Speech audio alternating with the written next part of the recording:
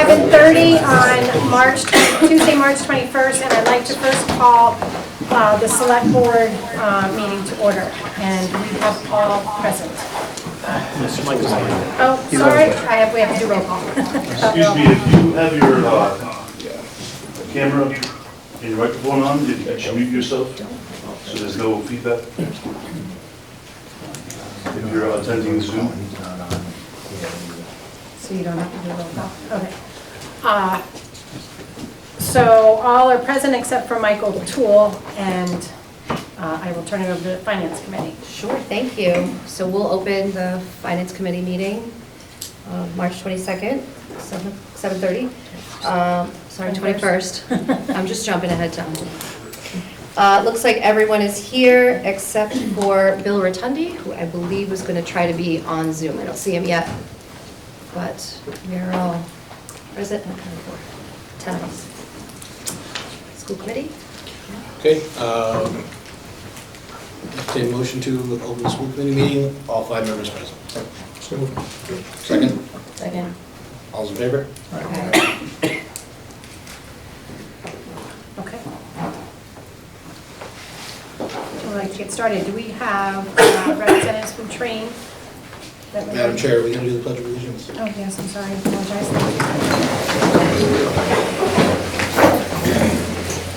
I pledge allegiance to the flag of the United States of America and to the republic for which it stands, one nation, under God, indivisible, with liberty and justice for all. Thank you.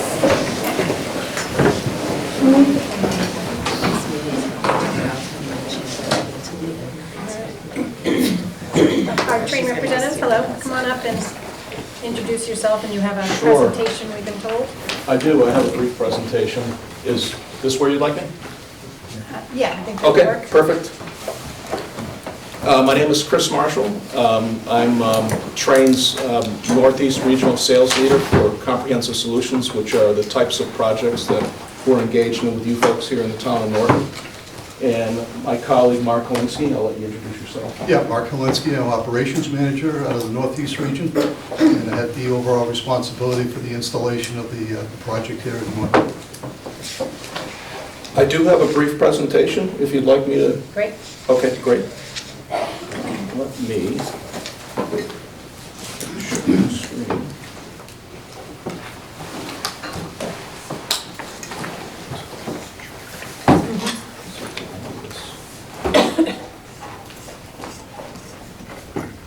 I think I'm sharing. I guess I'm not. Sorry about that. I'm not used to this particular platform. So I'm sharing the screen.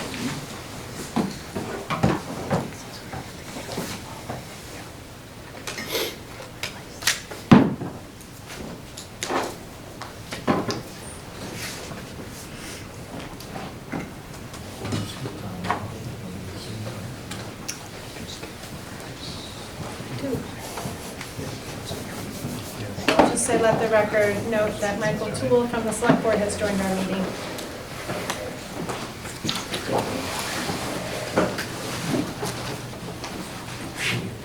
Well, it's really great.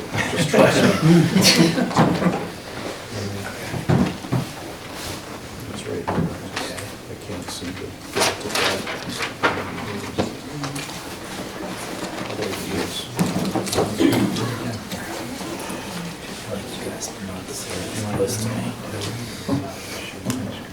Do you mind? No. Hopefully it's not too big. I'm afraid it's going to be too big. I'm going to try to... No, just need to try.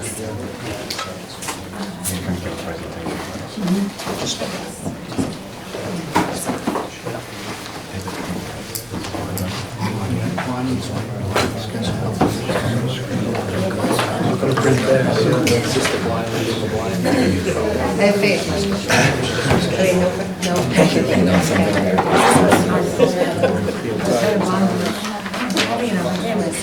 Legally, we don't have it. Really Not even our. There you go. My mom. going to the So now we'll just get right down here. Presentation.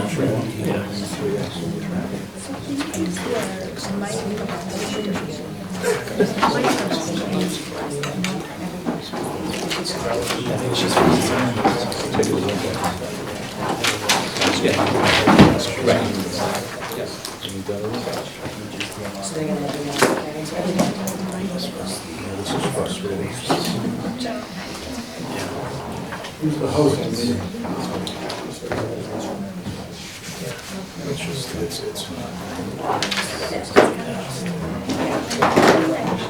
So we can wait.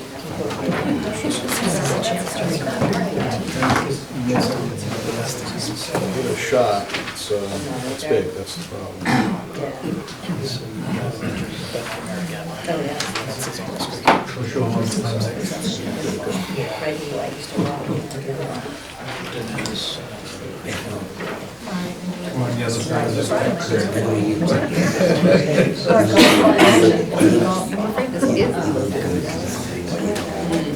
You know, it's so funny, I underestimate these. I start reading all the recovery, I have 4 to 6 weeks to be like this. You're like, oh my gosh, you can have.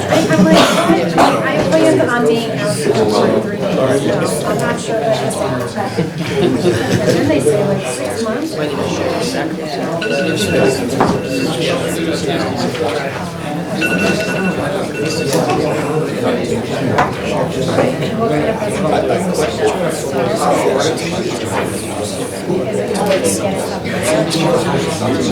would be like Charlene. So, Mike, do you know if they disabled the share capability? Do you know if Charlene disabled? Yeah. Because we're. What if he sends it to you and you share it on the? Do you have a thumb drive of it? Michael, to ask if he has a thumb drive, so we could put it in like. Do you have the thumb drive? Email? Was it sent, Mike, was it sent to us or no? That's good. That's because the Yeah. we gotta get it. Or assess it. Because like, he called me yesterday, he's like, hey, do I need signatures? I can't make tomorrow. It's like a little. That's what, you know, like, Masonic, like Masonic for the assessors. Oh, sorry. That's fine. I was just making sure. There we go.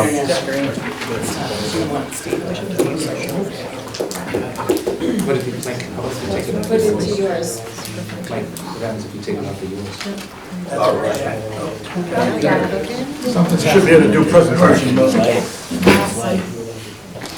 Wow. I told you. Yeah. I'm already impressed.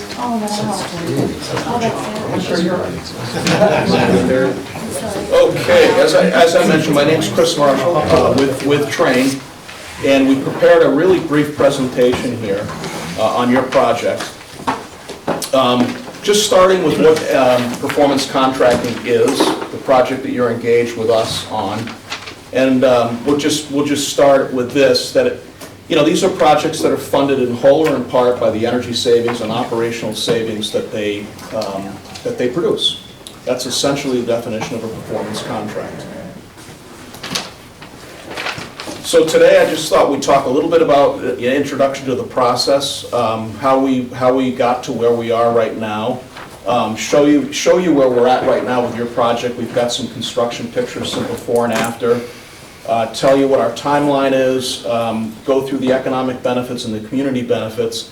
And I understand that there's certainly lots of questions here, so feel free to interrupt and ask as we move along. And I will be brief. I know that the school committee's seen a lot of this, and please don't hesitate to tell me to speed up if you need me to. So again, here in the Commonwealth of Massachusetts, performance contracting is an alternative procurement. It's qualifications-based procurement enabled under Massachusetts General Law 25A11I. Firms are selected based purely on their qualifications, and once that selection is made, in this case it was Trane, we work collaboratively with our clients, including Norton, to basically scope your project, learn about your needs, and then ultimately enter into construction. So what we do is we provide design, installation, and maintenance services with guaranteed savings. Maintenance, of course, happens following the installation of the projects. Generally, these projects are funded independent of a capital budget, and they're paid for over time entirely or in part by energy savings. Our role when it comes to funding projects really is one of support. Our company doesn't provide funding or financing for projects. What we do, though, is we do provide some counsel from our experience, and as you know, with municipalities, there's not a whole lot of different ways projects are funded. Generally, they're funded through tax-exempt municipal bonds, which this project was, or tax-exempt lease purchase.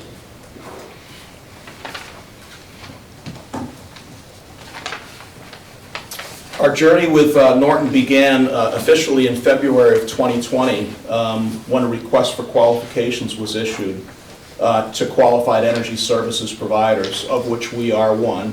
What qualified means is we're qualified by DCAM, Department of Capital Asset Management and Maintenance Services in Massachusetts.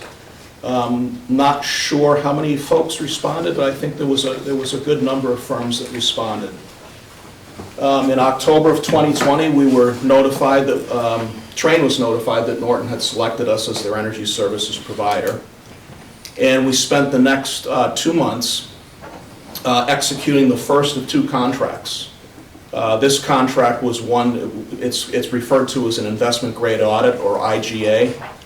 What that means in plain English is it's a contract for us to essentially go through your facilities, Norton's facilities, learn about your needs, and put together a whole wide range of solutions with energy cost savings as well as the cost to implement schedule, all the things you would need to make an informed decision what to include in your project. Some of these projects are selected, some aren't. It all depends on what the priorities are of the town. In March of 2021, we presented our Phase 1 project to the Capital Improvements Committee. So that would have been all of the solutions that we looked at in your buildings. In April of 2021, we prepared contract documents. Those were based on the state of Commonwealth of Massachusetts model documents, typical performance contracting documents.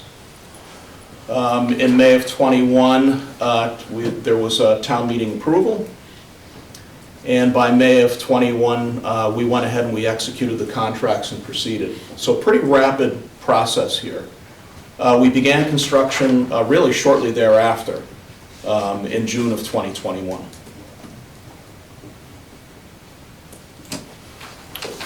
Initially, when we put your project together, we took a look at the annual energy spend, and at the time it was about $813,000. And as you can see to the far right, the green column there represents the modeled energy spend after the building improvements are implemented. That's obviously a significant reduction, over 50%. I would say that that's certainly on the high end of what we see, but not extraordinary. We see anywhere from 30 to 60% energy reduction when we do these types of projects, especially when you incorporate, energy generation like we did here with the solar arrays.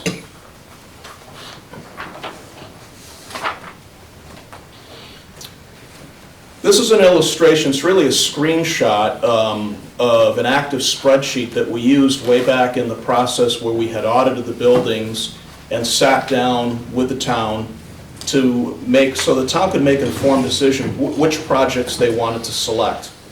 So this is kind of a simplified version here, but if you look across the top there, you see boiler replacement, and then you see the various different buildings that have boilers. And an X means that that project was selected, and blank means that a boiler replacement wasn't selected. Now, behind this, the town gets a view when they select, for instance, a boiler replacement at LG North. The town was able to see the cost, the energy savings, the available utility incentives, if any, and then what the payback is. So that's essentially how the collaboration process worked that informed the contract that we ultimately executed back in May of '21. With that, I'll ask Mark to step up and just give you a quick tour of some of the work that's been installed thus far. Thanks. Again, my name is Mark Helensky. So here is the Norton Middle School boiler room, and you can see in the middle picture probably represents the best picture of the conditions of the boilers that were there. And you can see that they're in pretty bad shape. And on the far right is the replacement boiler that we use, which is a Viessmann product. And Viessmann, by the way, is right down the street, down in Warwick, Rhode Island. They have a very large distribution center there, their sales office, and the support for service and things like that.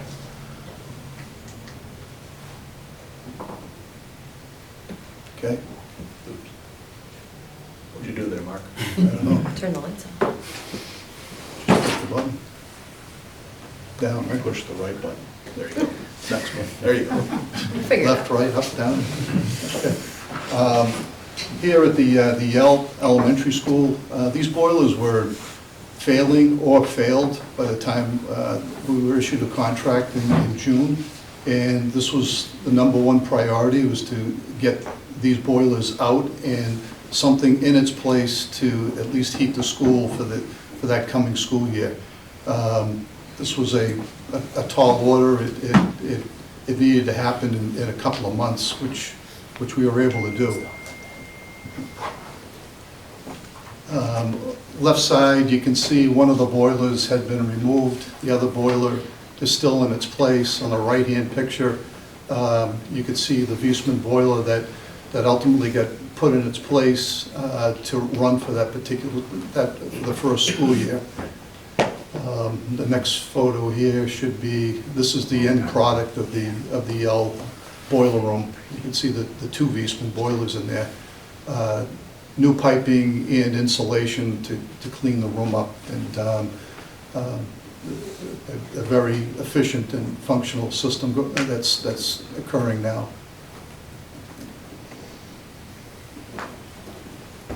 So on the right-hand side, there was a banner there, but you can see the new pump systems that we put in, the forwarding pumps that take the hot water from the boilers and push it out to the school and return it back to the boilers, and it gets reheated.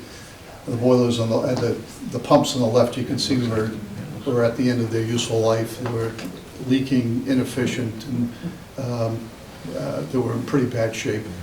Is this still the L? Or is this the middle school or the L? Looks like it's middle. Middle school. Middle school, right? That's amazing. Here you have at the Yale School, these, they're called unit ventilators. I'm sure you've all seen them in schools, right? Just pretty much a simple piece of mechanical equipment. There's a fan in there, there's a hot water coil, there's some level of controls, and at this particular school there's pneumatic controls, and they use compressed air to force open valves, open and close as a thermostat would dictate if we needed heat or not. So this particular project here, we removed these and replaced them with new ventilators. And here's another like-kind unit ventilator that was in a classroom. So these are the new unit ventilators that were installed. They're hot water driven. You can see that the filter banks on the bottom, easily accessible for future maintenance. They're equipped with ECM motors, which are state-of-the-art motors. They're the high-efficient motors,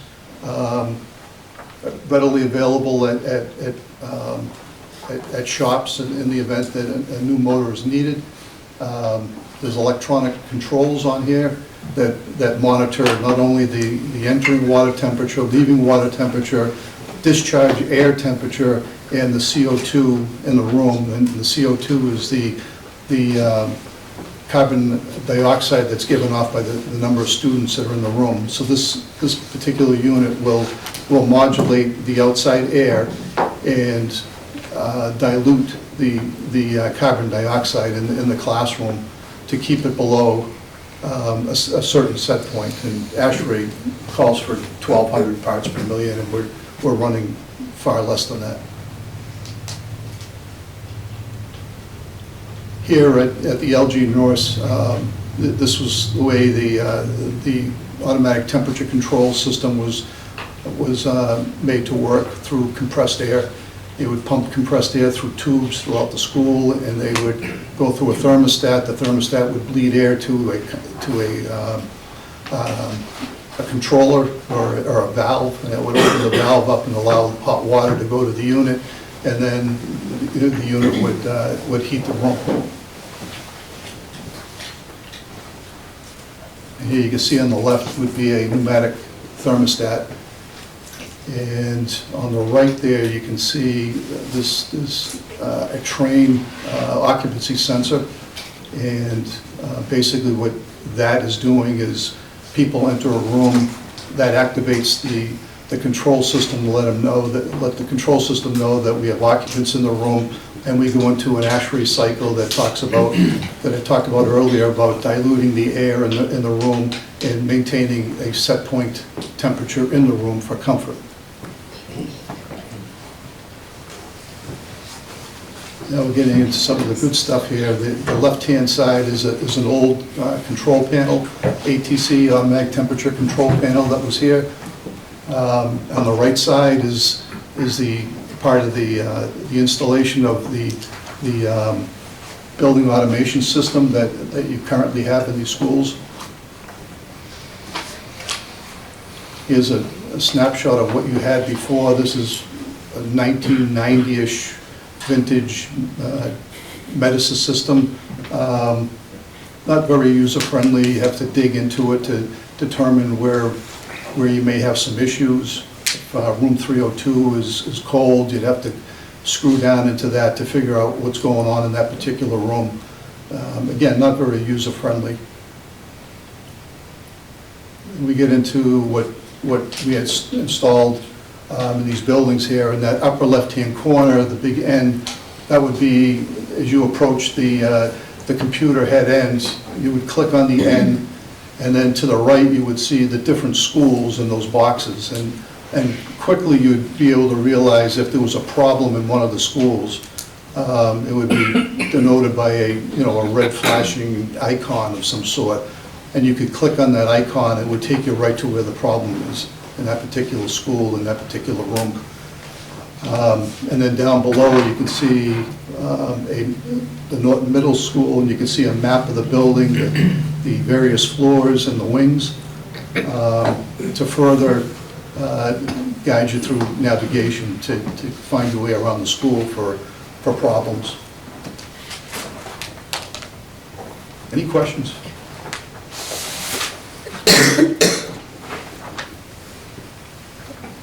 Okay, so here, just an example, the first floor, you can see the classrooms.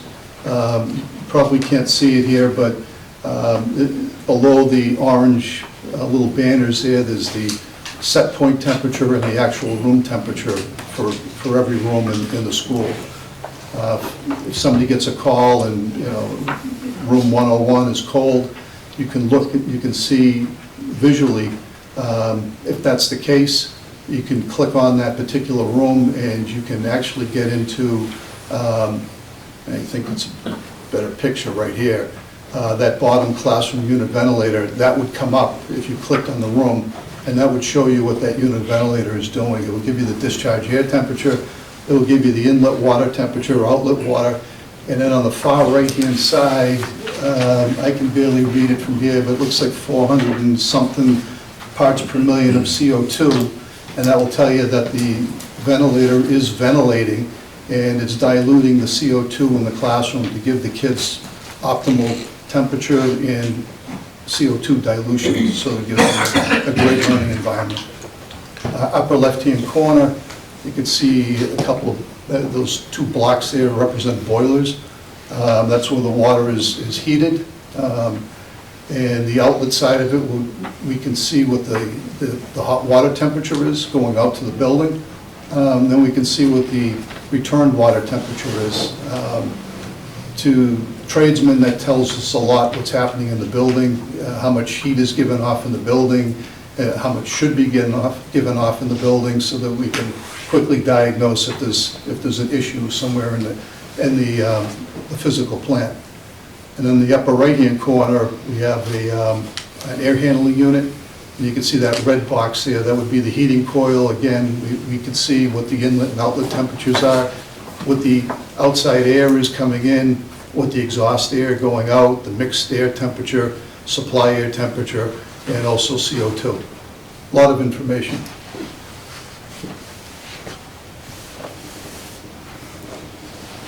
Okay, so here we have, we've shown 4 schools here. There's a 5th one on the next slide here, but this is a schematic. This is the early design of the solar arrays that you have at the schools.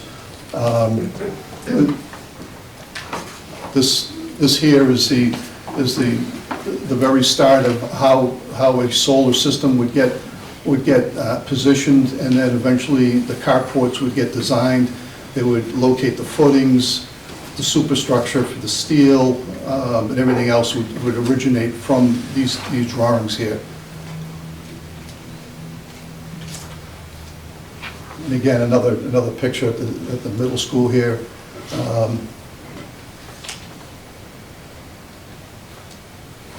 And then here, on the left-hand side, you can see the bottom of the column with its footing, and you can see the excavation work that was done to lay in the electrical conduits to bring the power that's generated from the solar panels back to the school.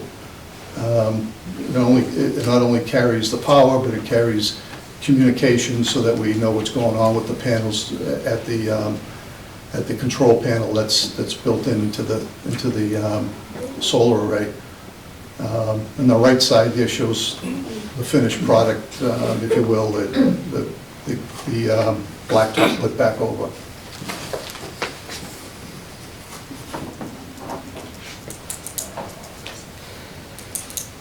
Another picture of it progress. It's beautiful, isn't it? And once the solar panels are activated and we have power flowing in either direction, this is something what it's going to look like. This happens to be a neighbor up the street, what it looks like underneath their carport, so it's great for safety and for finding your car and things like that at nighttime.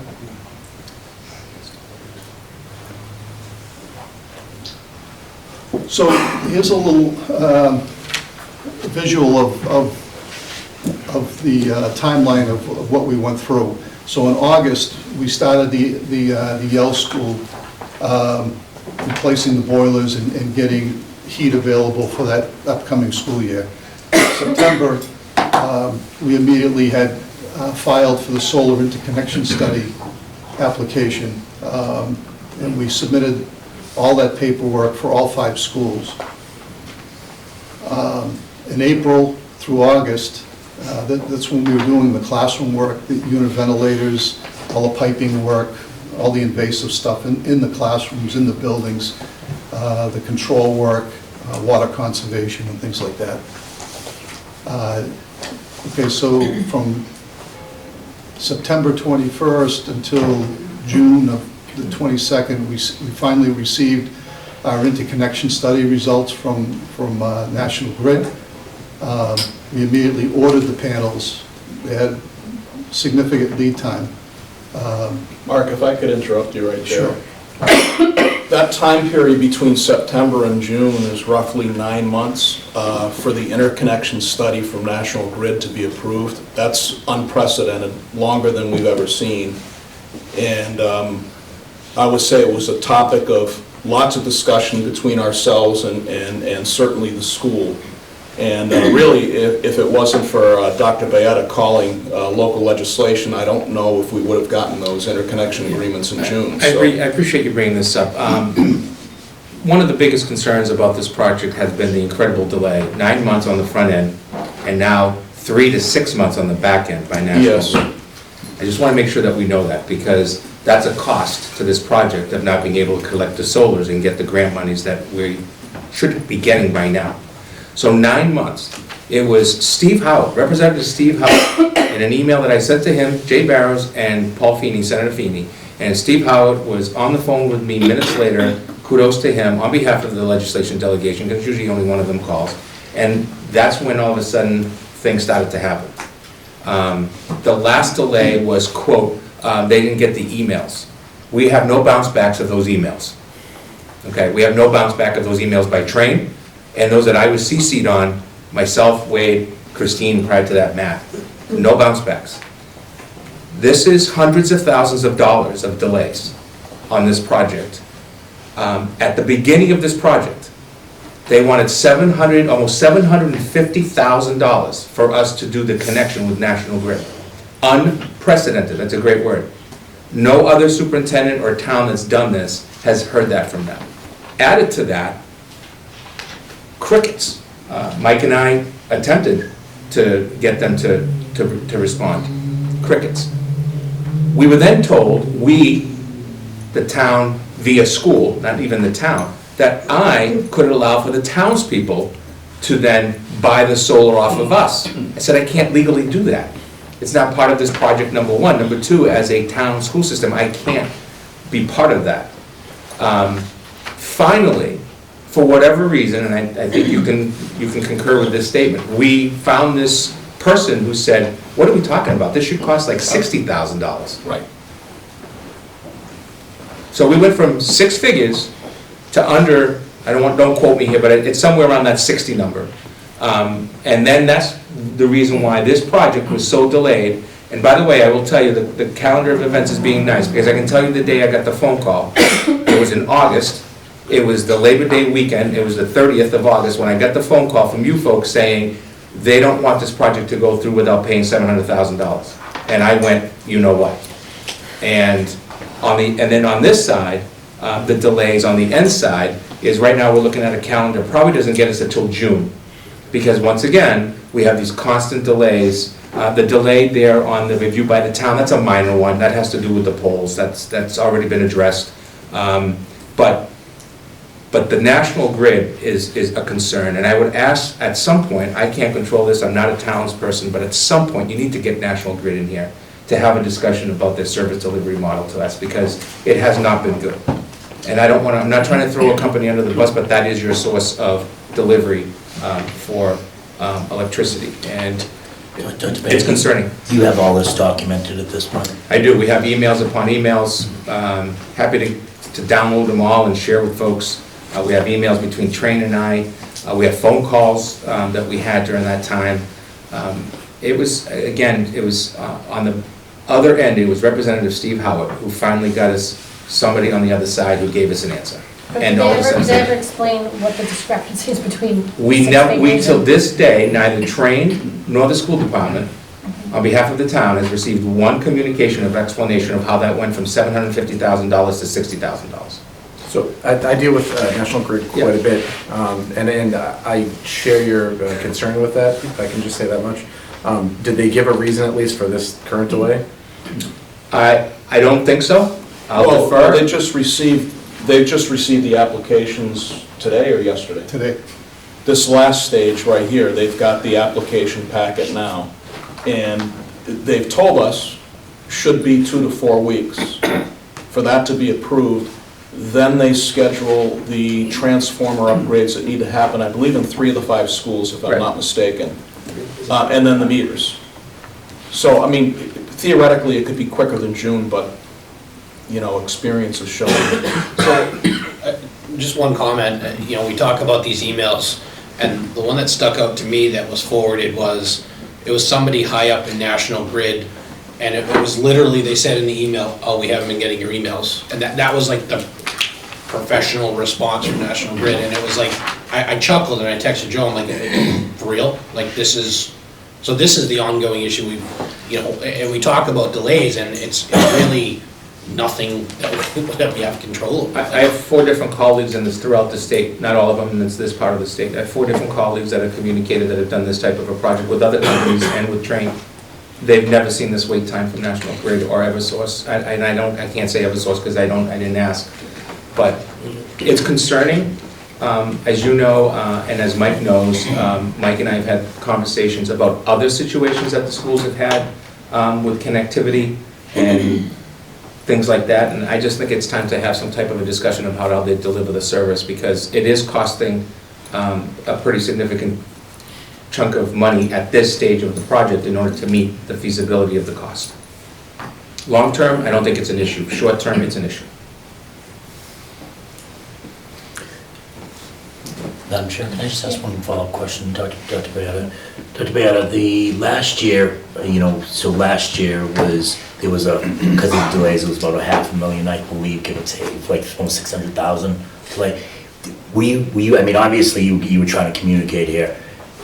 Could that have, you guys weren't concerned the first year when we had to come up with it? Because the first year was supposed to be 0 cost. Correct. And not only that, so right now, we calculated this morning, I shared it with the school committee, we're going to come in on a savings of utilities around 200,000 that will turn back as part of our understanding with the town. But then the solar still isn't connected, right? We still don't have anything coming from solar in this project.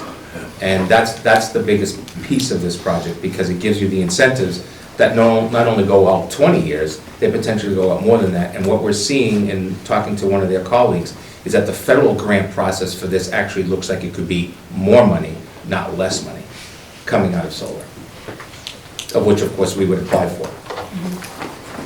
Thank you. Any other questions on the timeline? Okay. I think that's...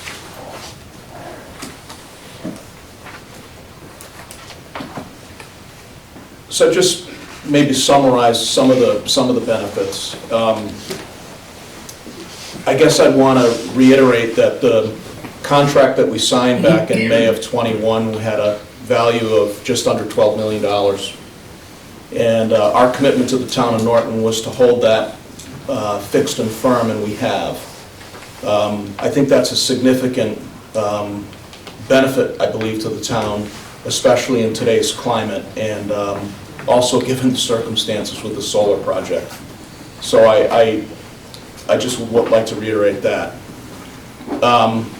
The project will be paid for over time using guaranteed energy savings, and you can see there's 2 figures there. That $10.4 million over 20 years was a projection based on energy and operating savings in 2019 dollars. That also would include kilowatt hours generated by your solar panels. That's what comes with that $10.4 million. The renewable energy revenues, that's a separate revenue stream, and those are the Commonwealth of Massachusetts solar renewable energy credits, which we will apply for, and you will be getting as part of, really as part of what you get for doing solar in the Commonwealth. Does the town get them? I was understanding Train got the credits of those. Was it the town get them? They'll inure to the town. Yeah, we don't take the credits. The owner of the system, sir, takes the credits. You're the owner of the system. So the 10.4 and the 2.3. Yeah. Is all of this right now contingent on getting those solar panels connected by National Grid? Like we can't go after these credits because technically we don't have a live solar panel. Correct. Okay. Correct. But, as Dr. Beata stated earlier, you are accruing energy savings right now, whether I'm guaranteeing them or not. Yeah, what you're we saw not the getting before is- and after pictures. Those are glorious pictures, by the way. They go right. Have you ever been in the Yale boiler room? That was like a horror scene. Not only that, Mr. Toole, to your point, I appreciate you saying that, because we ran into a problem in August, just before school opened. Our systems went dead. The steam went dead. We had no heat. We actually had no heat. We're supposed to have heat by October 15th or 18th in the buildings. Yep. And whatever the date is, I can't remember the date now, but sometime in October, you're supposed to have heat in the building because we did, we pushed that out as much, we got lucky too, because we had a decent fall. But literally, if it wasn't for Train on this project, I don't know what we would have done with the heat in that building, because we had no heat, and we were struggling to make sure that, you know, kids were being taken care of, and hot water and all that stuff. But the core was, my office, we had no heat, just to let you know. It became an emergency situation. Well, I think another note to that is, and Wade, keep me honest, we were running out of people that could service the L. And I believe there was one gentleman, looked at what he had to deal with and walked out. And so that's something, I mean, It's a girl. And getting parts on whatever online we went to try to find it in Wisconsin from 19 whatever year, it just wasn't happening because we can't get it certified. We can't get it, we can't put the part in because nobody's gonna come over and say, give us the rubber stamp and say it's gonna be fine. And we ran into that in other issues as well. So those were core issues that happened in the summer, in August, going into the fall. And then everything else just piggybacked on top of that. We also had the, thanks to the select board and to Mike's work, we also had some asbestos removal that came in, that we used some of the federal funding that came through. I think it ended up being about 60, 70 grand. It was supposed to be more, but we didn't have to do that. So now your 5 buildings have, you know, if you will, your asbestos is behind walls. Nobody can really get to it and so on and so forth, which is a good thing at the same time. And then last, it's to me the most important part is, so we're in COVID, and if you remember what was happening in COVID, 3 feet, 6 feet, masks and all this other stuff, we got really lucky that what happened in August of that year didn't happen earlier, because I don't know what we would have done with the Yale Elementary School. And I know the Yale is debatable, I understand that from folks in town, but the fact is, we still have kids in that room, in that building, that have to be serviced, and that was concerning as well. I guess that brings us to the last bullet point. You know, perhaps we didn't avoid millions in capital expenses because you did pay for them with us, but the vast majority of this project was taking care of deferred capital items that needed to eventually be replaced. So replacing them now and enjoying the benefits of the energy savings to help fund more things like the solar panels just made a lot of sense. Just two quick comments on that, if I may. The one part is the borrowing percentages also went up at the time from the projected, what we were going to borrow versus the economy and what happened. So that's got an added cost. And then remind ourselves that there is no current MSBA accelerated project program. In other words, MSBA got rid of the accelerator, which is boilers. So if in fact we needed an emergency boiler, or heating system at the Yale, we would have done it 100% ourselves with no ability to get any money from MSBA, because MSBA cut the accelerated program, is only putting money into the regular program because of the cost of labor and materials. Most of the MSBA projects are up anywhere from 25 to 35%. So if you take a look at what we pay for the high school at 35 million, at let's just say 25% of that's a pretty hunky big piece of change, and that was from years ago. So that's the reason the accelerated program is currently not in play. Madam Chair. I guess for me, the question is, again, that first year was supposed to be of nothing. The second year was supposed to be very light.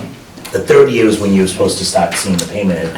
And last year we were at 500,000 in, this year we're at $1,050,000, and we're only second year in.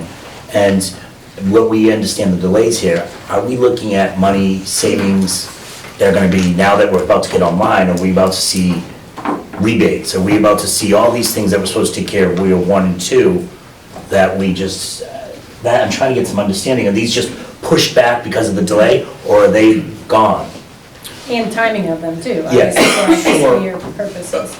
I'm personally not privy to the repayment schedule, but I know how bond repayment schedules work. I can tell you from a savings standpoint, you are saving energy from the very first day that we install, you know, an energy conserving light bulb. It's just that we have not commenced the guarantee. The guarantee is where I measure and report it. Just because I'm not measuring and reporting it doesn't mean that it's not happening. And we're essentially complete with everything but the solar. So you're realizing the savings right now. And on this next slide here, there's a couple of other streams coming in, and this is kind of late-breaking news. We received these figures, really the National Grid figure came in late this afternoon. So we originally estimated $146,000, $147,000 in utility incentives. These are just what people commonly refer to as rebates. And we've got commitments from Eversource for your gas and National Grid for your electric of these two amounts. So, you know, closes the gap a little bit. It's $100,000 more than we'd anticipated. And these do accrue to you. We apply for them on your behalf. And I believe the National Grid does not include the fourth quarter. I don't know if they estimated out the fourth quarter savings on that. I just don't know. I'm not sure either, to be honest with you. So it could be more if they did Could not, be. if they didn't give us the fourth quarter number. Could Because be. we're not in the fourth quarter yet. Did I answer your question, sir? Adequately? Yes and no. I mean, you talk about the savings, and I recognize that. I mean, if you saw what the old boiler was at the Yale and you see it now, it's got to be more efficient. I mean, I surrender to that and so forth. I would hope you're seeing it on your utility bills. Well, I have not gotten down there. I haven't said, okay, this month I I have mean, the not done cost of that. energy's gone up, but Right. the units have gone down. I guess the question, maybe we're at the point, you know, when we go through the contract, we talk about audits. Maybe that's, right, instead of looking at the whole picture of an audit, it sounds like the game has changed a little bit because we haven't been able to realize the solar audit, the solar incentives. We haven't been able to this. It's hard to put a number on it, but you're saying there are energy savings. Well, I guess we just don't know what those, I mean, and I surrender, maybe there has been research being weighed, or someone's done some research on it. I just don't, this is great, but what is the real energy savings that we're doing, and is it requires of an audit for this, for a scaled down audit without the solar, without those other things, which the contract does call for? I want to make sure I understand what you're asking. What the energy savings are that have accrued thus far, or is that what you're asking? Yeah, I mean, I guess, let me just brass tacks it for you, right? When we did this brochure, you did this as a train published brochure. Yep. Okay, this is what we sold this on, okay? Right on the back, it says vote yes on Article 1. The underline, it says no tax increase, right? We're now challenged to a point where I have to pass a pink sheet test to the citizens, right? And I basically am now challenged to tell them that we're on the hook for $1 million. When in year 2, we was negligible. And so me going back to them and saying, well, we did save on some energy. I need a number to say, we did save, unfortunately, because of delays, we didn't expect this, we did save $200,000 because we did replace the boilers, we changed the ventilators, we have done all these things.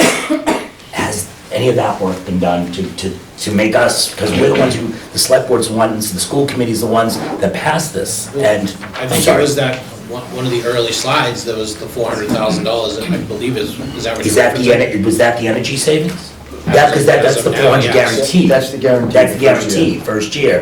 But we're not in the guarantee Was yet. that not the actual numbers to date? The I- 800 to 400? That was a projection. Yeah. Yeah, he's correct. That was a projection based on the original investment grade audit.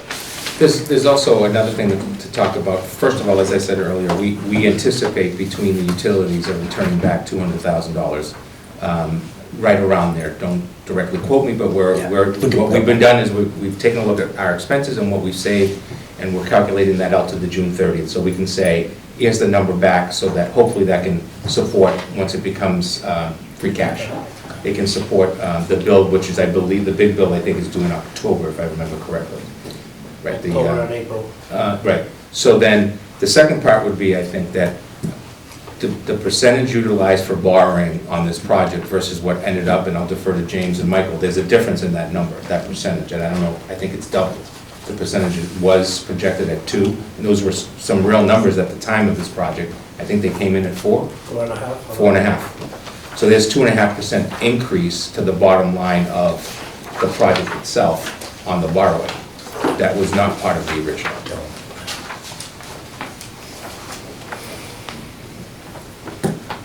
And the 2.5 increase was just based on. Just going out to borrow, just going out to Just going out get. by the time we actually got all those Timing together. of it. Just the timing. Yeah. That's what we. Actually, that's come what we back, got it was a lot like of projects. So to add, Catherine, to add to Michael's question, would this be the limit of the rebates, or are we, once the solar is connected, everything's done, do we expect? Yes. These rebates are based on a one-time calculation that our energy engineers did based on the measures that we installed. So this is a one-timer. The solar renewable energy credits, those are the ones that come year after year. Yes. Okay? Sir? Do we know what the running monthly expenses for not having the solar connected? How much we're giving up in savings per month? I think we do. I don't know it off the top of my head, but we've certainly calculated the, the annual values, production values. They're going to fluctuate monthly, as you might imagine, given the weather around here, but we do have that. It's Because very I detailed. have, personally, I've dealt with, Joe says National Grid's bad, well, Eversource is even worse. I mean, I built a food production plant in New Bedford, 2 years in construction, plant was completed, 6 months no power, until I got the mayor involved, the city council, and it got to the governor's office. That's when I got my connection. 2.5 years after. Well, I wish I had known about the governor's connection. I would be taking heat. When you say June, I take that with a large grain of salt. June, maybe next year, because these So people do not, that's my they concern. do not respond. My concern here is, we know what the game is, right? The game is that they're losing something, right? And we're gaining something. It's the game, and I'll say it to them and their CEOs and anybody else. The problem that I have with it is, just get back to us with some direct answers.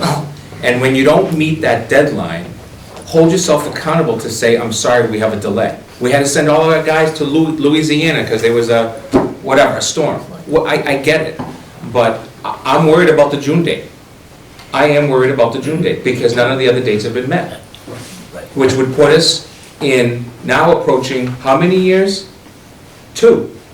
It'd be 2 fiscal years of not getting to by the summertime. So I guess my question is, having a little faith in the turnaround in June, and we have a budget situation, if we're gonna go to the taxpayer, that's a further conversation, we better go to the taxpayer at one time with the right number. I mean, we can't go, well, they told us June, now it's December, and we need another 500,000, or whatever it is. We gotta get our ducks in a row and put in some contingency in there, because if you have faith in these utilities, I got some land to sell you. Madam Chair? Yes. On top of that, and correct me if I'm wrong, but per the contract, the date of final completion, whenever that does happen, that's when the clock starts ticking, 12 months before you're required, contractually obligated to perform the measurement and evaluation to justify the savings, quantify the savings for the aggregate $406,000 for the first year, correct? Yeah, let me play it back and make sure we're saying the same thing. We have a lot longer than June and whatnot, is my point, before any of this, to your point. We have at least a year and a half before we're gonna have anything outside of incidental things like this, any kind of substantial. Well, again, you'll receive the benefit of the savings of the revenue, whether I issue a report or not. Yep, But understood. But well, I think we're saying the same thing. We finish the contract, we issue a certificate of final completion, and the beginning of the month following that, we start the year 1. Correct. That's But what we're my point saying. being, Yep. National Grid, they might not have that certified. It's doubtful at best that it's gonna be June. Yeah. So we're looking at the fastest, the soonest from now, June 2024, before another 12 months. I mean, before that measurement and evaluation kicks in for you. You have to June of, the soonest that you guys are doing your measurement and evaluation is June of 2024, based off of that time frame now. You mean issuing the report, yeah. We'll be measuring it all along, and that's the beauty of the control system that Mark showed you. Yep. We're tapped in there as well, I and think, watching things. I think, just to back up Mr. Richards' question, because I think this is what you're really asking, which is, so we start to save, and when do we get a check? Right, does that check come 12 months later, or does that come monthly? How is it cut? I think that's really Yeah, one of the difference, they guarantee the first year in the table, Correct. the Yep. $406,000. Correct. Not kilowatt hours or gallons or Right, anything, right, it's in the aggregate among all the buildings. It's, the answer to that is it's annual. Right. And the background, obviously is, we're not interested in cutting checks, which is why we monitor your building and try to nip things in the bud. In fact, we haven't issued one, at least not in my 25 years here. So. That doesn't make me feel good. Well, it should. It should. I was joking. Yeah, I mean, we usually overachieve. Yeah, the system. And we will- I know. Chris, so the SRECs, are those delivered annually, or are they delivered quarterly? Like, how are those renewable energy credits coming back? I'm gonna have to get back to you on that. Okay. I'm not sure if it's annual or quarterly. Do you know, Mark, off the top of your head? We'll get you an answer on that. Okay. Because It's an annual value, it's annual values that we show. I just don't know. Because I think the point there is the audit that you're doing on the annual audit for the guaranteed savings is whether or not there's any penalties owed by you by over projection or like whatever those. Yeah. Whatever. So it's not necessarily that you wouldn't necessarily cut a check unless you over projected on year one. The savings of 400,000 are being recognized throughout the year, and then they do the audit at the end of the year, and if they're short, then there's a check. They make up the difference. That's right. And also to keep in mind, year one doesn't start until it's all Yeah. set. So Right. that's, Yeah, and this is, to your point, Joe, this is not unique to us. This is not unique to Trane. I deal with this on a regular basis, and National Grid is dragging their feet on interconnections throughout the entire state on solar. So it's a statewide issue. And, I've got at least 2 clients that have active projects that are sitting, waiting on interconnection, just like ours. And National Grid is just not, they're like, we'll get to it when we get to it. Yeah, I know at the MMA, everyone was complaining about that because they were saying, we all gotta go solar, and everyone's saying, that's great, but you can't get connected. The credits, do they come on the electric bill, or is it a cash payment? How the credits come? I believe it's a cash payment. So if you calculate, for the sake of discussion, $350,000 a year worth of incentives and savings and all of that stuff, just as I would call that a conservative number. Over 20 years, that's $7 million. If you're looking at a $12 million project plus the borrowing that we had to do, what's the total over 20 years, do we know, roughly? For the entire project, including the borrowing? The interest is the moving target these days. Yeah. No, But- the interest, No, this one's- it's set. It's set. It's between 4% and 5%, and most of it is out, it's all out 23 years, upwards of 25 years.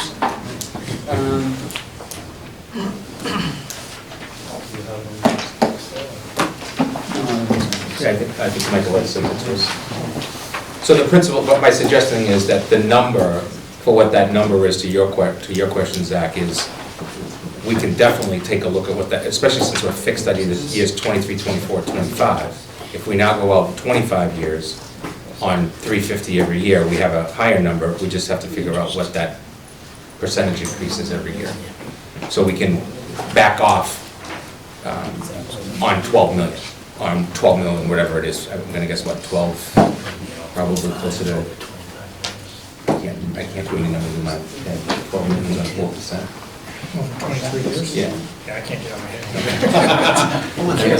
But my point is that the number is big, but the number is also, can be a harder number that we're coming to, if and when that comes to play.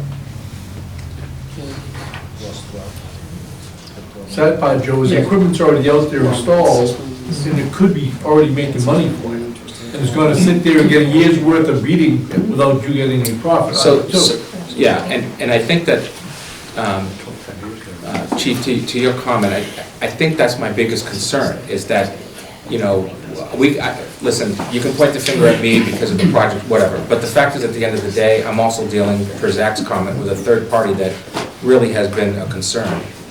We did pick up buildings whose envelope life, between the window projects that we've done, the high school projects, the HVAC projects, the boilers, are going to give you a solid 30 years of not having to be touched. You're talking at the Yale roof, the LGN roof, and the middle school roof are the biggest left projects on the school department side. Everything else, I would say, are more capital item type of stuff. And I would say, right now, I'm telling Wade, anytime there's a leak, just, we need to figure it out, because there is no accelerated project.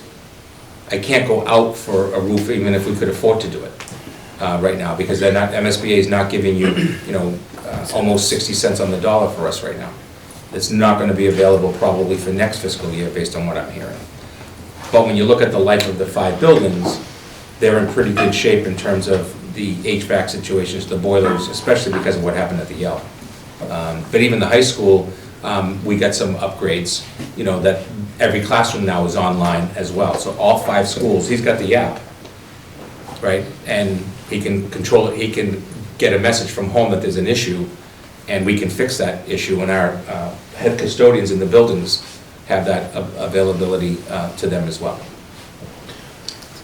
I actually just asked that same question, like a sidebar. We have all this nice looking stuff, and it looks really nice, and it's kind of not helping us right now because of delays. It produces the best in year 1, and you're not getting the benefit from it. So is it my understanding then, everything that we had projected we were going to do is complete except for the install of the solar? Yeah, I think there's some minor maintenance items that we're doing, right? Yeah. But not nothing. Boilers replaced, all that? No, you're substantially complete. So anything that saves energy has been installed. Okay. Is there any way Train can do, outside of National Grid, that's just certifying it with them, you can still do the measurement and evaluations? Well, would you guys entertain that and, you know, start that process soon? you know, I think Train can be flexible, but right now we're under contract. Yeah. You know, when we start that clock, it's a 20-year clock. So we've certainly done a bit of that, I think with Dr. Bayetta, and, you know, where we can do some projections. But I don't think we would start the official monitoring and verification process because, as you know, it comes with a financial obligation on our part. So we want the system up and running and you know, achieving its full potential before we would officially kick it off. But if someone asked us to, you know, take a look at utility bills or whatnot, yeah, I think we would be flexible there and have them.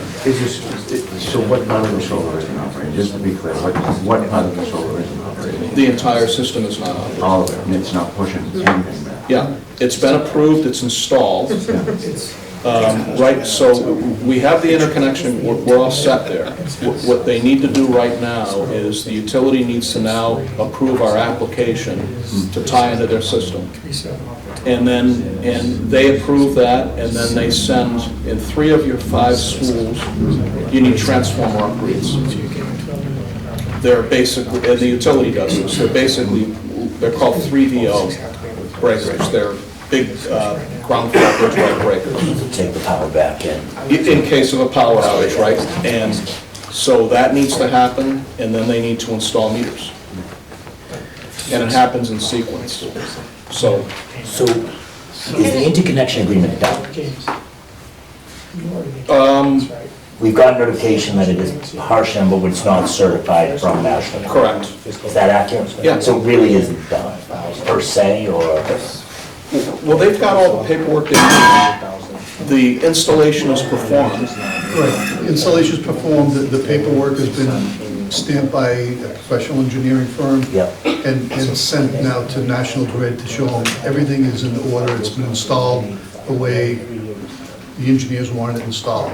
So it's good to go. So they need to accept that and then send the crew out, change out the transformers, the 3VO, snap in the meters, the meter sockets are there, they need to snap in the meters, and then they give you authorization to turn them on. Can I make one suggestion? We're going to continue, obviously, questions, but can we hear sort of where we are financially with the town and what are our next steps and then we can sort of think about. Can I just ask one question to add on to that? Go ahead. Was there any delay between the finishing the installation to sending the application in? Because you mentioned the application was just sent in, and I thought it was finished a little while ago. We had to satisfy the town with some things that needed to happen on the poles, some numbering, and some of that kind of work. So what kind of delay were we looking at? It was a couple of weeks. Okay. We had a request, I don't know how much blinker,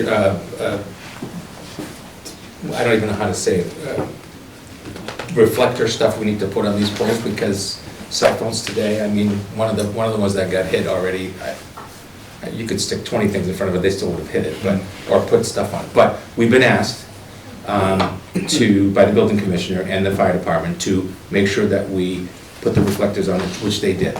It then came back that they would prefer to have them painted. Now, we don't necessarily agree, but we need to move this forward, so we've agreed, I don't know what weight it is, but we've agreed that we're gonna do this, and the commissioner's willing to sign off even before it's done. Okay, yeah, my question was to, the delay was put on National Grid. I want to see if there's any delay on our end as well. Nothing that I would say is, significant. Is significant. I didn't think so, I just wanted to make sure it was out there. No, we've had nothing but a good working relationship with the townsfolk that are working with us on your side of the aisle. Not a problem at all, no complaints. I think the delay us is like when you mail a letter on Friday and they don't get it till Monday, that's our delay. Yeah. All right, so can I turn it over to you two to, let's get a big, better picture and then we can ask more questions. Just one question first, if Yes. we can. The solar, are we selling 100% of the solar? We're not using any in the schools? You're sending it back to the grid, correct? Okay. Yep. It's not net metering? Not net metering? No. It's not a PPA, it's just merchant. Yes. Yep. So, based on what we've talked about so far, we were looking at $1 million payment, and then now we're looking at $264,134 in incentives coming in this year, and another $200,000 reduction in utility costs. Potentially, yes. Yeah. So we'd be down to $535,866 for our payment. So we should be able to, 500 and say that, what was it? $535,866. It's good amongst friends, a penny or two. So that's something we should be able to, And I also think, well, I'll defer we'll have that conversation with you afterwards. Well, one of the things that unfortunately, or fortunately, is we just went through, currently in 2 months of not paying insurance on employees, which is going to bring in a pretty significant amount of savings on the free cash for the fall. So, I would throw out at least a consideration that if the payment's not due until October, that there's a potential that an earlier town meeting could get that payment done without having to zero out budgets. Just an idea. Madam Chair? Go ahead, Keith. Just, I'm not sure who the best to answer this question is, but like, looking at the pro forma, not necessarily reconciling it back to the contract, but a good chunk of the savings comes from maintenance avoidance and capital avoidance. Do we also have potential turnbacks in either of those areas? In in general, what that means is, for example, we have in our capital plan, we've had HVAC within the schools and so on and so forth for a number of years now. So those items will all come off our capital plan. So we won't be looking for HVAC systems within our schools, the general upkeep day-to-day, if you will, is part of the whole contract with them, so there's actually some savings there as well. Well, cost avoidance, but actually also direct savings, right? Because we're also stuck now, as you know, we moved from a 3-year bid process to a 5-year bid process at town for plumbing, electrical, and all that stuff. We now have a 20-year with Trane on our boilers and our HVAC systems, which makes it pretty significant savings on a day-to-day basis for the school department budget, which I think turns around and saves having to go to capital, requesting those funds on a year-to-year basis. We have a company that was working with us here in town, did a very nice job, but they were costing us $100,000, which of HVAC and refrigeration every single year since I've been here. Just working on our roofs, because they don't work, they stop working, or the preventative maintenance line item, which was $65,000 or so. Don't quote me on that, but I can get you a number. We'll see that number drops down as it pertains to HVAC systems, heating systems, boilers as well. So, Dr. Byetta, maybe it's Mike, I don't think it is.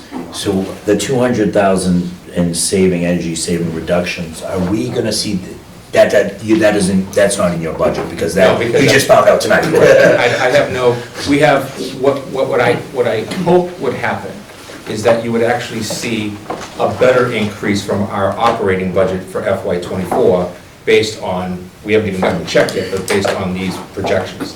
So in other words, if it was 200, maybe it's 350, 325, and then if you add the incentives, it could become a little bit better.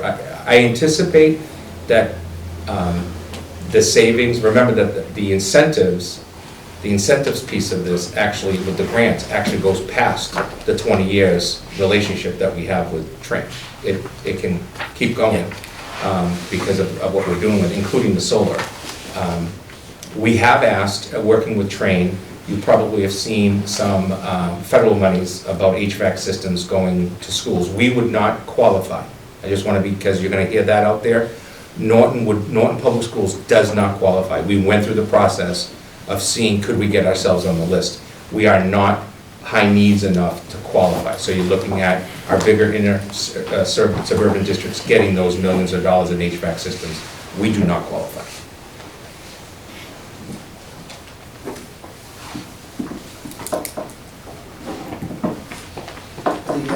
The incentives, is that a one-time incentive? These are the solar renewable energy credits that Dr. Byetta referenced are not one-time, they're ongoing. And do we see any realization of those? We won't see any incentives until it's certified and probably a year later, is that what we're estimating it? Yeah, there was a question whether it was quarterly or annually, and I didn't know the answer. I owe you that answer. Thank you. Yeah. You only estimated 140 on gas and electric incentives, so, I'll give you, if you get beat up here, I'll give you that boy on that one. Oh, I don't feel beat up at all, actually. Yeah, I screw with people. In the contract, there's performance fees, what are those?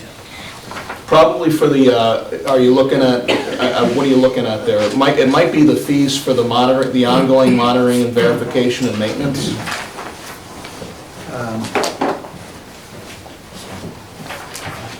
It shows like over the life, 2.5 million in performance. Yeah, that's operation and maintenance oversight. So that's the O&M that Dr. Byetta referenced, and that's also the monitoring and verification. Those are the two components that make that up. Nice thing about that is even though that's an annual cost, it's actually fixed in the contract. So you know what it is. Chris, you mentioned earlier I know with the passing of the Inflation Reduction Act last year, I know there's a lot of that that's still getting sorted out. IRS is sorting out all the details on that. Are you, as part of this, are you actively pursuing the PTCs that could be available for these systems, or is that going to be part of the? The company will pursue the 179D tax deduction. Is that what you're referring to? And so as a town, of course, you don't pay taxes. Right. We do. Right. We're the designer and installer of the system. If the system qualifies for a tax deduction, we will more than likely want to take the deduction, in which case we usually come back to the town. First of all, we need to ask for permission. Right. And second of all, we share the spoils. Yeah, this has come up already through another associate that has been part of the project, where she already started looking at those areas and saying, one, going backwards is always an issue. The issue there is the potential of leftover funds that we're also going to look at, so grants that have been given, but then not all the money was used. So how can we get newer projects to go back and be able to get that incentive as well? But going forward, Train's contract with us is that every single time there's this type of quote incentive, there's a potential for them to want to come back to the town. In this particular case, I believe it would be through you folks, not through the school department, and say, we want to go after those. How do we share this pie? Type of discussion. Back to the operation and maintenance. So those fees, are those estimates, or is that an obligation that the school department is going to have to pay Train $100,000 a year, every year? So as long as you'd like to have us, we'll be here. We've given you fixed firm pricing in that schedule. So if you go to whatever year you want to pick and look at what that number is, if it's $120,000, that's what that price is. You could cancel that if you wanted to. And if you canceled that, that would, essentially naturally terminate our obligation to guarantee the savings.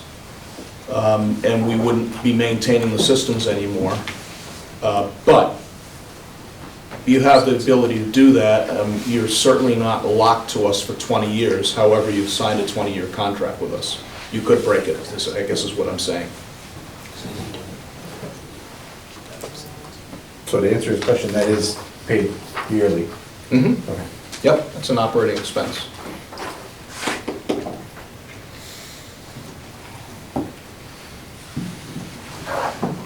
So, Mr. Town Manager, you're estimating that the impact to the general fund is, the operation budget this year is going to be 500, that's what we're hearing, is 535,000, not the $1,050,000. Is that right? So, we're right now at $4.8 million, right, before your recommendations and all that, just everyone's this, so that's just kind of, it's brought it down. So 4.3.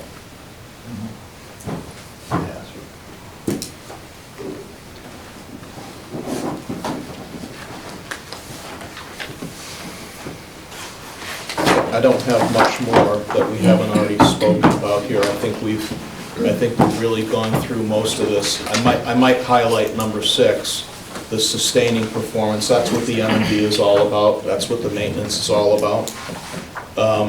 And number 4, the measurably improve.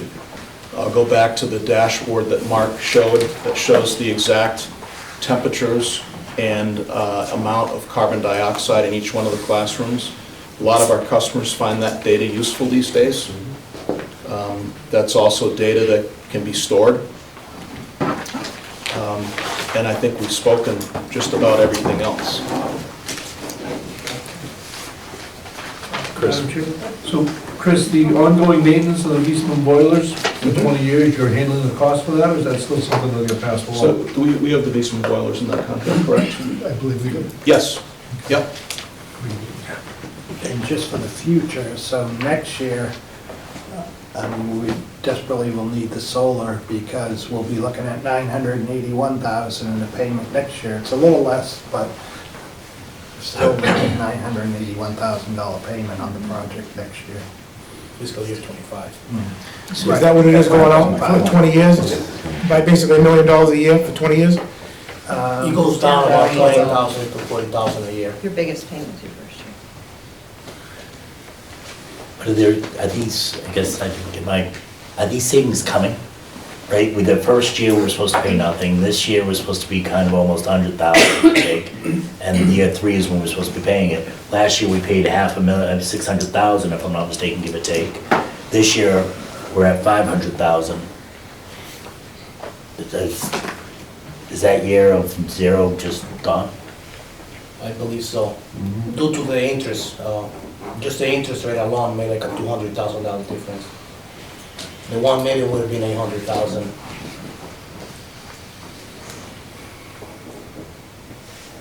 Do we know on the municipal bonds that are being issued what the call date is on them? They were already issued October of 20. Yeah, but usually when you buy a municipal bond, they say we have a 5-year call date, 10-year call date, so if the interest rates drop, you can recall that, refinance it back. I don't remember there being a call date out there.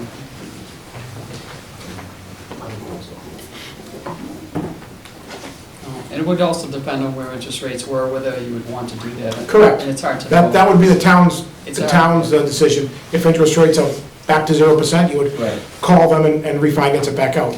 We work closely with our financial advisors, and they keep us, keep monitoring for those kinds of opportunities. We have in the past gone out and refinanced them. Yeah. 2 years ago, we did one for the water department. It's all pretty much done now, until interest rates go down. I believe there's some debt coming off too, for the next few years. Another projects. Yeah, If I another remember projects, correctly. yeah. What did we say, was it, yeah, it was about $1 million in maturing. About $1 million in I maturing. think it was. I'm guessing, I don't. A lot of the ones that are coming off are so old, the amounts are small. Yeah. Because the projects 20 years ago were $1 million project. You're talking about 100,000 maybe. Building school renovations, 110,000 comes off next November is the maturity date. Yeah, because the payments tend to go down over the life, so I think the total amount for this year was close to $1 million between lower payments and debt coming off altogether. Jim, did I miss the total of what the 12 million financed out is actually going to, the final figure is? It's going to be around 18.3 million.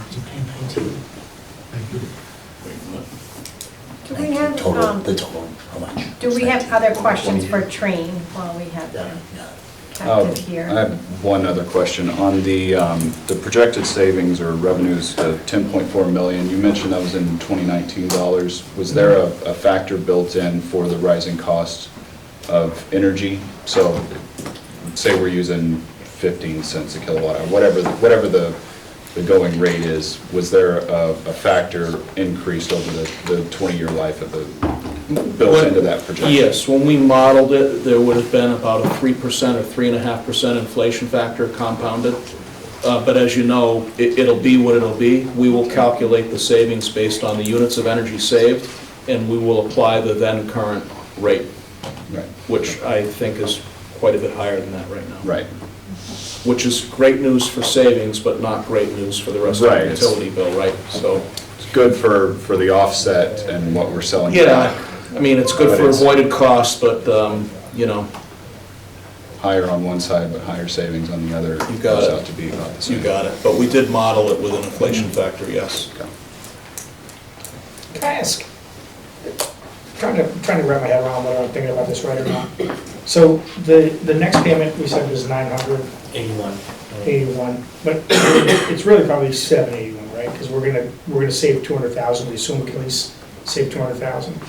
So I understand why we want to get the solar online, but in the meantime, I'm looking at the 200 and I'm thinking to myself, okay, you guys are doing a guarantee of 20 years. The 200 is essentially free savings to us because the clock hasn't started yet, right? So your 20 years doesn't start till the solar's online, everything's done, the certification's done.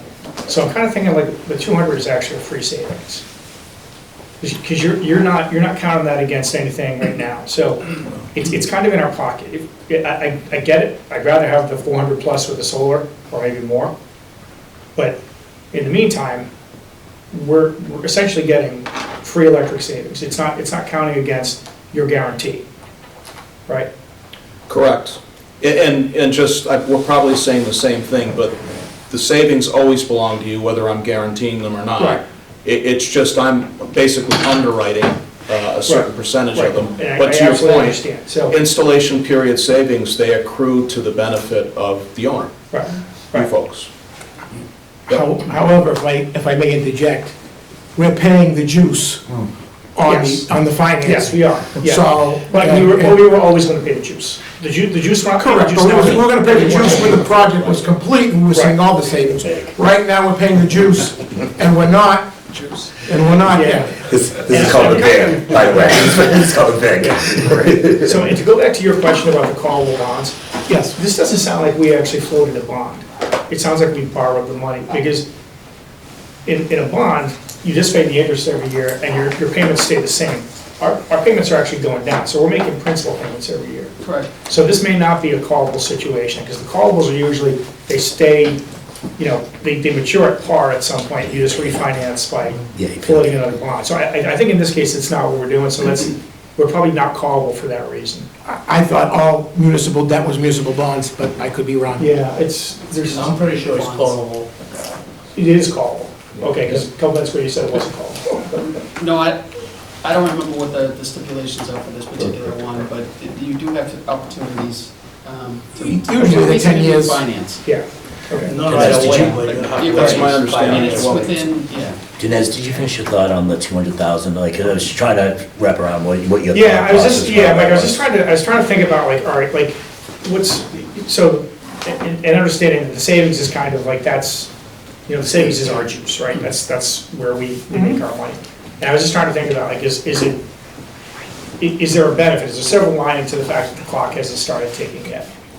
And I guess the silver lining is, we're always guaranteed the 20 years, right? So at some point, if this system becomes less efficient, whatever the case may be, like, we're still gonna be entitled to that guarantee going forward. So I'm looking for a silver lining, basically. So I was just trying to make sure I was thinking about how we get paid and how we offset our cost of the bonds correctly. And it seems like I am, so. I think also, the equipment was silver lining, the Yell system was dying. It died. The emergency, to replace it in emergency mode is much higher and much more, there's a lot of different costs that come to that on that. Right, and that's the other part of this too, right? So it's 12 million finances to 18.3, so it's 6.3 is our overage. 6.3, but we get 10 in savings, so it's 16, so, sorry, 3.7, is that right? 3.7 million. So we're getting a $12 million project for $3.7 million, and we're getting it all right away. So everything we replace, we're getting immediately. I'm just kind of thinking about this backwards and saying, okay, well, if we didn't do it, what would we do? We do it piecemeal over time. Yeah. It's, I don't know. Clearly the piecemeal didn't work because you saw the pictures, and that's 40 years of piecemealing it. Just for the record, I think Alec helped install the boiler at the Yell. Couple times. So Dinesh, the way my brain's thinking about it is, Yeah, I'm we were crushing my always. number right now, 6.3. Go ahead, could we just- So the way I'm thinking about it is, we were thinking net zero. Like, we got outcoming, we got incoming, it's gonna be close to net zero, year 1, year 2, year 3, throughout the course of the project until it becomes cash positive. We just kicked the can a little bit, so we're paying on the front end, which means we're gonna be net positive Right. to a much greater extent at the end of the project. And James, you may know, there's gotta be an inflection point, right? Where all of a sudden, now our payments are less than what we're bringing in. So we will be positive at some point. There is gonna be an inflection point. And it'll be a higher positive because we're so more negative on the front end. Exactly, yeah, Yeah. so. You may not be here. Yeah, I probably There was a question before about savings on maintenance of the systems, and turning it back. Have you considered, or is it in your budget with the 120, was it 120,000? per year payment? Is that included? And that's not included, no. Okay. No, it wasn't, but the fact of the matter is that's something to discuss in terms of our savings. What we see is probably closer to the $300,000 number conservatively than 200,000. That's what we see. Now, anything can happen in terms of, this year we got somewhat lucky because we also had a very mild winter. So we had a mild winter and didn't have all the connectivity that we should have had. If you take a look at this past summer, if these solar panels had been on this past summer, we would have had a really, really good year. Yeah, well, my question is more on the maintenance side of it. So, how much you're spending upkeep with all these horrible old systems. What you're saving on that, you're gonna be paying on the contract, the 20-year contract. Right. Okay. So- So that doesn't start until we're connected anyways. Right. Okay.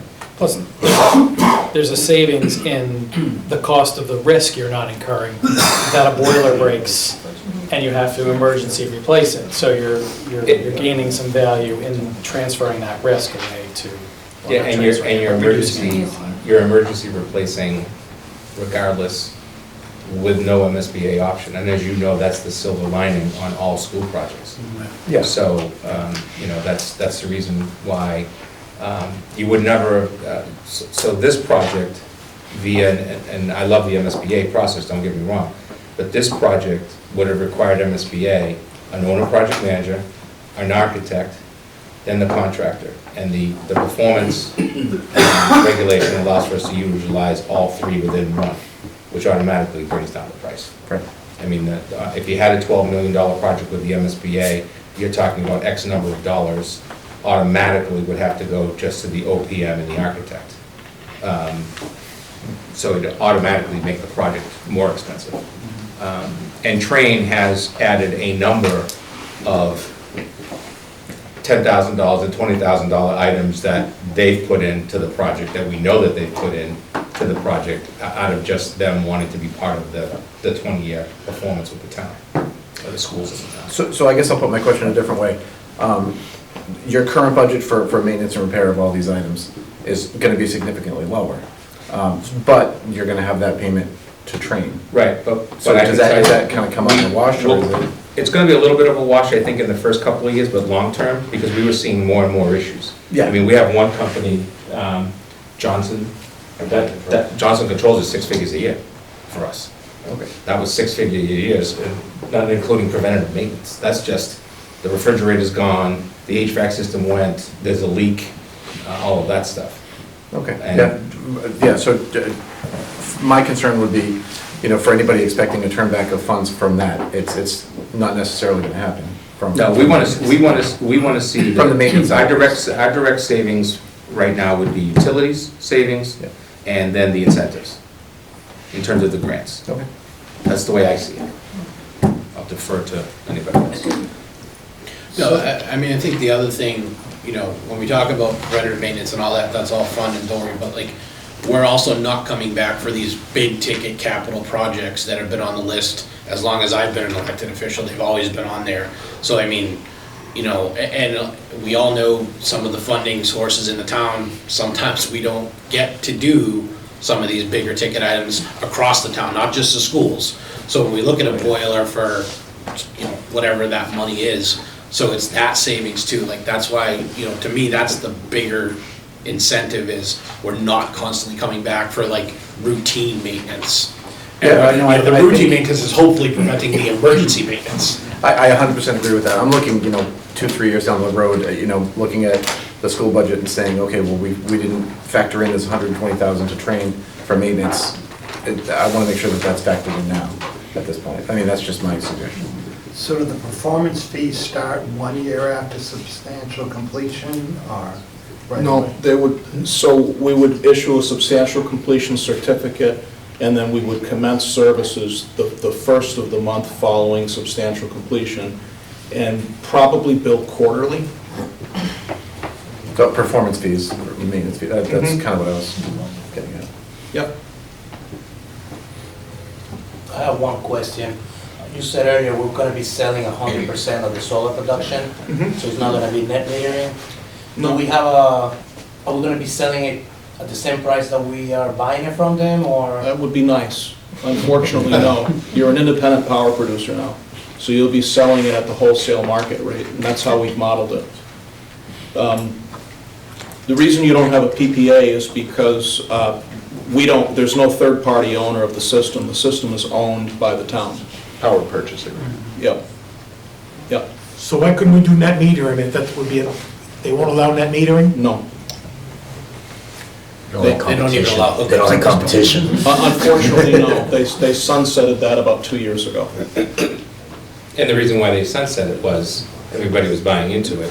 Yep. And the juice people were not getting their part.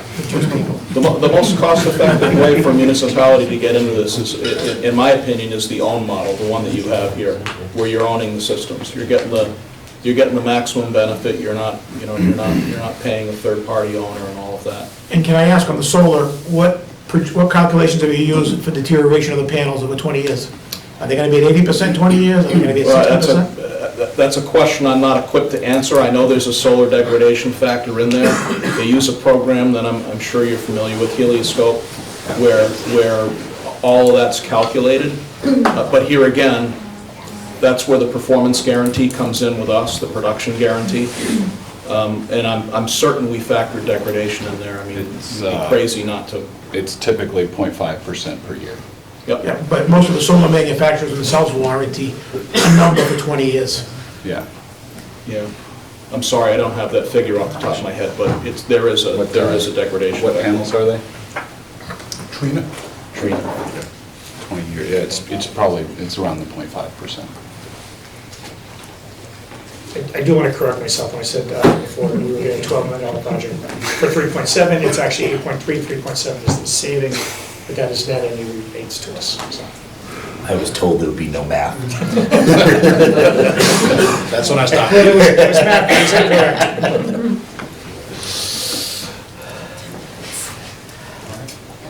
So, where are we, Madam Chair? Yeah, so, again, any more questions for Train while we have them here? We really appreciate you both coming out. Yeah, and I know at least one person came from New Hampshire. Two. Was it both of you? Yeah. Okay, so thank you for coming down after we had that weather situation. Well, were we able to resolve. wanted you to miss the commuting traffic going home. No, You can now no, take 93, so it won't be so bad. I do have one question. Sure. I've heard that our situation was extraordinary with National Grid. Has there been any instances of being legal action or anything like that against National Grid where we could have some recourse for this delay? And this is literally costing us millions of dollars. Has there been any situation like that that you know of? I know of none. Okay. Yeah. I think you would need to get permission from the state to sue a utility, I'm guessing. Yep. I know it's frustrating, but I don't know what the recourse is. And when their answer is, we didn't get your email, I mean, that's, I think it's lost in the that's a hard lawsuit to agree to. And I will say, at one of the first meetings for the senior center project, the contractors were mentioning that transformers, they're waiting like 14 months now 14, yeah. for transformers. Yep. Yeah. So who's holding, are you guys responsible now for the final certification? Is your team responsible for this final certification that they have all the applications for? Who's We running are. the football? We are. We're responsible for assembling the applications and getting them to the utility. We've done that. I suspect we'll be working together with the school department as needed to motivate the appropriate people at National Grid to do what they need to do. Is there anything we're already ready to go? I think, yeah. That's a great question. I mean, you're a municipality. I would think that you've got probably a little bit more sway maybe than we do. Yeah, we'll probably wait. They've suggested a timeline to us. They have. Of 2 to 4 weeks. We're gonna be professional and wait. I think after 2 weeks, the first communication will go out and say, are we then now within years 3 and 4, or weeks 3 and 4, or are we within, you're gonna get it done by tomorrow? And that's what we're gonna have to do here. If there's anything we can do, I mean, please. And we will probably, we've utilized, Mike has been great at getting communication out throughout the entire time. And again, it doesn't come our way, but if we have to, we will absolutely. I'll add you to the emails that go out to the representatives and say, it's not happening.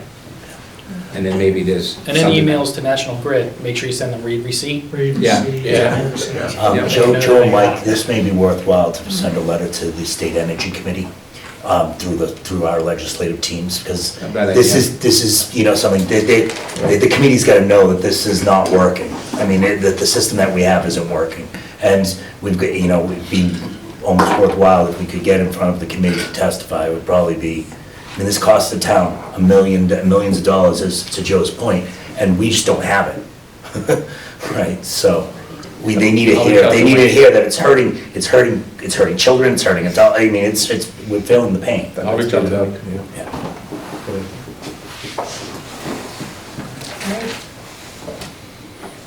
So I guess we would kind of go, I'll defer to start with school committee if they want to. Entertain a motion to adjourn? So Second. All those in favor? Aye. So moved. You don't even know what I'm saying. I will entertain a motion to adjourn. So moved. Thank you, Paul. Thank you, Joe. It is 9:10, Ooh, 9:11. All in favor? So moved. Second. All those in favor? All right. Thank you. All right. Thank you.